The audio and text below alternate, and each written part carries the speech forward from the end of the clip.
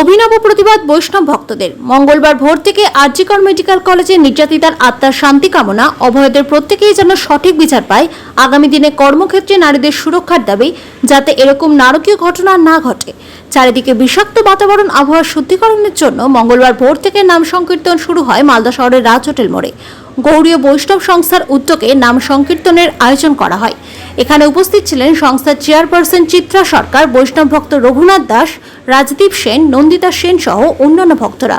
এই বিষয়ে চিত্রা সরকার বলেন, আর.জি. কর মেডিকেল কলেজের নির্যাতিতার আত্মার শান্তি কামনা, অভয়রা যেন প্রত্যেকেই সঠিক বিচার পায়, আগামী দিনে কর্মক্ষেত্রে নারীদের সুরক্ষার দাবি, যাতে এরকম নারকীয় ঘটনা না ঘটে। চারিদিকে বিষাক্ত বাতাবরণ আবহাওয়া শুদ্ধিকরণের জন্য মঙ্গলবার ভোর থেকে নাম সংকীর্তন শুরু হয় রাজ হোটেল মোড়ে। সূর্যাস্ত পর্যন্ত চলবে এই সংকীর্তন। শ্রী গুরু চরণে পুরে সর্ব আশা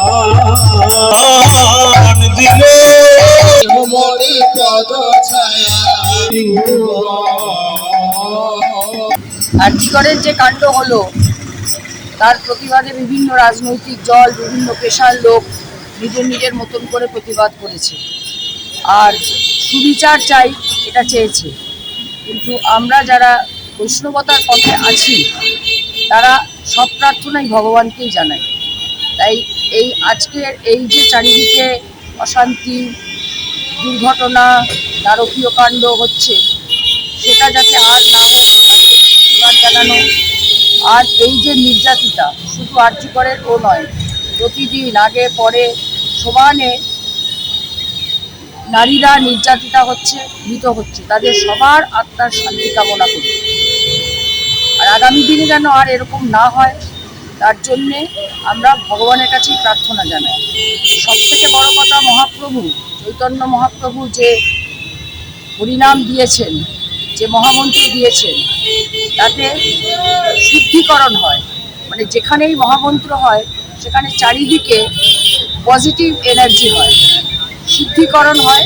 সেই শুদ্ধিকরণের উদ্দেশ্যে আমরা আমাদের এই প্রয়াস করছি। আছে আমরা এরপরে আরও ভক্তরা আসবেন, তখন আমরা এই একটু পরিক্রমা করব, আমাদের বিভিন্ন বক্তব্য নিয়ে আমরা পরিক্রমা করব। তারপরে এসে আবার এখানেই আমরা সারাদিন উদয় অস্ত, মানে সূর্য ওঠা থেকে সূর্য ডোবা অবধি আমরা এই হরিনাম করব, যাতে আকাশ বাতাস পুরো নগর যেন শুদ্ধ হয়।